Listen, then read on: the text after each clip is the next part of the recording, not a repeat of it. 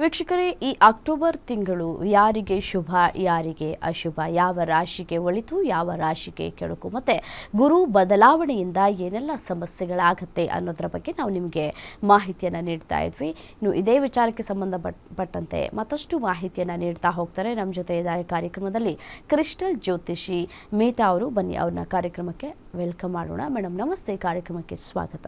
ನಮಸ್ತೆ ಮೇಡಮ್, ಈ ತಿಂಗಳು ಎಷ್ಟು ಶುಭ ಎಷ್ಟು ಅಶುಭ ಅನ್ನೋದನ್ನ ನೀವು ಈ ಹಿಂದಿನಿಂದನೂ ಕೂಡ ನಮಗೆ ತಿಳಿಸ್ಕೊಡ್ತಾ ಬಂದಿದ್ರಿ. ಮತ್ತು ಈ ತಿಂಗಳು ಬಿಗ್ ಬಾಸ್ನಲ್ಲಿ ಏನೆಲ್ಲ ಸಮಸ್ಯೆಗಳಾಯಿತು ಕಾರ್ಯಕ್ರಮದಲ್ಲಿ ಅನ್ನೋದ್ರ ಬಗ್ಗೆ ನಮಗೆ ಮಾಹಿತಿಯನ್ನು ತಿಳಿಸಿದ್ರಿ, ಮತ್ತು ಆ ದಿನಾಂಕದ ಬಗ್ಗೆ ಮಾಹಿತಿಯನ್ನು ತಿಳಿಸಿದ್ರಿ. ಮತ್ತು ಇವತ್ತಿನ ದಿನ ಹೇಗಿದೆ, ಇದರ ಜೊತೆಗೆ ಗುರು ಬದಲಾವಣೆ ಆಗ್ತಾ ಇರುವಂತಹ ಹಿನ್ನೆಲೆಯಲ್ಲಿ ಯಾವ ರಾಶಿಗೆ ಕೆಡುಕನ್ನು ಉಂಟು ಮಾಡ್ತಾ ಇದೆ ಅನ್ನೋದರ ಬಗ್ಗೆ ಮಾಹಿತಿಯನ್ನು ತಿಳಿಸ್ತಾ ಹೋಗಿ. ಗುರು ಬದಲಾವಣೆ ಬಗ್ಗೆ ಹೇಳ್ತಾ ಇದ್ದೆ. ಯಾಕಂದರೆ ಗುರು ಇವಾಗ ಅಲ್ಲಿ ನಿನ್ನೆ ವೃಶ್ಚಿಕ ರಾಶಿವರೆಗೂ ಹೇಳಿದ್ದೆ. ಗುರುವಿನ ಬದಲಾವಣೆ ಆದಾಗ ಕೆಲವೊಂದು ರಾಶಿಗಳಿಗೆ ಕೆಲವೊಂದು ಬದಲಾವಣೆ ಆಗ್ತಾ ಹೋಗುತ್ತೆ. ನೋಡಿ, ಇವತ್ತು ಅಷ್ಟೇ, ಇವತ್ತು ಬಂದು 15ನೇ ತಾರೀಕು. 15 ಅಂತಂದರೆ 6 ಬರುತ್ತೆ. 15 ಈ ಡೇಟಲ್ಲಿ ಯಾರ್ಯಾರೆಲ್ಲ ಹುಟ್ಟಿರ್ತೀರ, ಇವತ್ತಿನ ಡೇಟಲ್ಲಿ 15ನೇ ತಾರೀಕು ಯಾರ್ಯಾರೆಲ್ಲ ಹುಟ್ಟಿರ್ತೀರ ಅವ್ರಿಗೆ ತುಂಬ, ಇವತ್ತು ಯಾರು ಹುಟ್ಟುತ್ತೀರ ಅವ್ರಿಗೂ ಕೂಡ ಎಲ್ಲ ಒಂದು ಕಡೆ ಒಳ್ಳೆ ಡೇಟ್ ಅಂತ ಹೇಳ್ಬೋದು. ಜೊತೆಗೆ ಏನಪ್ಪ ಅಂತಂದರೆ ಈ 6 and 7 ಕಾಂಬಿನೇಷನು ಇವತ್ತಿನ ಡೇಟು ಅಂದರೆ 6ಕ್ಕೆ 7 ಕಾಂಬಿನೇಷನು. ಇವತ್ತು ಮತ್ತು ನಾಳೆ, ಲಾಸ್ಟ್ ಟೈಮ್ ನಾನು ಹೇಳಿದ್ದೆ ಇದೇ ಕಾಂಬಿನೇಷನಲ್ಲಿ ಏನಾದರೂ ಒಂದು ನಡಿಬೋದು ಅಂತ.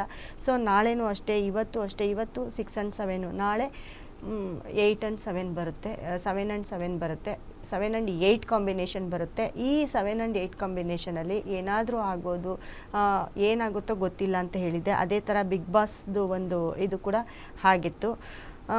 ಅದೇ ರೀತಿ ನೋಡಿ, ಇವತ್ತು ನಾಳೆ ನಾಡಿದ್ದು ಹುಷಾರಾಗಿರಿ. ಯಾಕಂದರೆ ಇವತ್ತು ಪುಷ್ಯ ನಕ್ಷತ್ರ ಬರುತ್ತೆ, ಕಟಕ ರಾಶಿ ಬರುತ್ತೆ. ಕಟಕ ರಾಶಿ ಅಂದರೆ ಓಕೆ, ಇವತ್ತಿನ ದಿನ ಓಕೆ ಅಂತ ಹೇಳ್ಬೋದು. ಜೊತೆಗೆ ನೋಡಿ, ಧನಸ್ಸು ರಾಶಿ ಅಂತ ಹೇಳಿದೆ. ಧನಸ್ಸು ರಾಶಿಗೆ ಗುರು ಬದಲಾವಣೆಯಿಂದ ಏನೇನೆಲ್ಲ ಆಗುತ್ತೆ ಅಂತ ಹೇಳ್ತಾ ಹೋಗ್ತಾ ಇರ್ತೀನಿ. ನೋಡಿ, ಗುರು ಬದಲಾವಣೆಯಿಂದ ಧನಸ್ಸು ರಾಶಿಗೆ 8ನೇ ಮನೆಗೆ ಗುರು ಬರ್ತಿದ್ದಾನೆ. ಅಂದರೆ 7ನೇ ಮನೆಯಿಂದ ಇಷ್ಟು ದಿನ ಮಿಥುನ ರಾಶಿಯಲ್ಲಿತ್ತು. ಈ 19ನೇ ತಾರೀಕು ಗುರು ಚೇಂಜ್ ಆಗೋದ್ರಿಂದ 8ನೇ ಮನೆ ಅಂದರೆ ಕಟಕ ರಾಶಿಗೆ ಗುರುವಿನ ಆಗಮನ ಆಗುತ್ತೆ. ಕಟಕ ರಾಶಿಗೆ ಗುರು ಬಂದಾಗ ಧನಸ್ಸು ರಾಶಿಯವರಿಗೆ ಒಂದು ಕಡೆ ಶನಿ ದೃಷ್ಟಿ, ಇನ್ನೊಂದು ಕಡೆ ಅಷ್ಟಮದಲ್ಲಿ ಗುರು ಬರ್ತಾನೆ.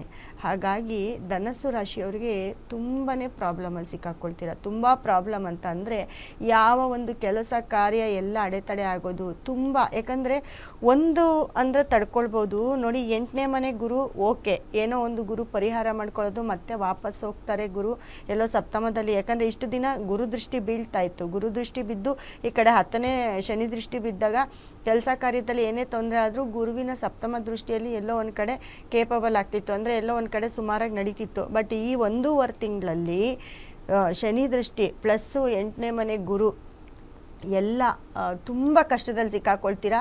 ಕೆಲಸದ ವಿಚಾರ ಅಂತ ಬಂದಾಗ ನೀವೇನಾದರೂ ಕಂಪ್ನಿ ನಡೆಸ್ತಾ ಇರ್ಬೋದು, ಅಥವಾ ಮನೇಲಿ ನೀವು ಕೆಲಸಕ್ಕೆ ಹೋಗ್ತಾ ಇರ್ಬೋದು, ಅಥವಾ ಎಲ್ಲೋ ಒಂದು ಕಡೆ ಕೆಲಸ ಮಾಡ್ತಿರ್ಬೋದು, ಅಥವಾ ನೀವು ಯಾವುದೋ ಒಂದು ಕೆಲಸದ ಜವಾಬ್ದಾರಿ ತೊಗೊಂಡಿರ್ತೀರ. ಈ ಥರದವ್ರಿಗಂತೂ ತುಂಬ ಪ್ರಾಬ್ಲಮ್ ಅಂದರೆ ಏನತ್ರಲ್ಲಾದರೂ ಒಂದು ಕಡೆ ಸಿಕ್ಕಾಕೊಳ್ಳೋದಾಗಿರ್ಬೋದು, ಅಥವಾ ಅವಮರ್ಯಾದೆ ಆಗೋದಾಗಿರ್ಬೋದು, ಅಥವಾ ಕೆಲಸ ಕಳ್ಕೊಳ್ಳೋದಾಗಿರ್ಬೋದು, ಕೆಲಸದಲ್ಲಿ ನಿಮ್ಮನ್ನು ಅವಮರ್ಯಾದೆ ಮಾಡಿ ಹೊರಗಡೆ ತಳ್ಳೋದಾಗಿರ್ಬೋದು. ಇವೆಲ್ಲ ಕೂಡ ಆಗ್ತಾ ಹೋಗ್ತವೆ ಧನಸ್ಸು ರಾಶಿಯವರಿಗೆ.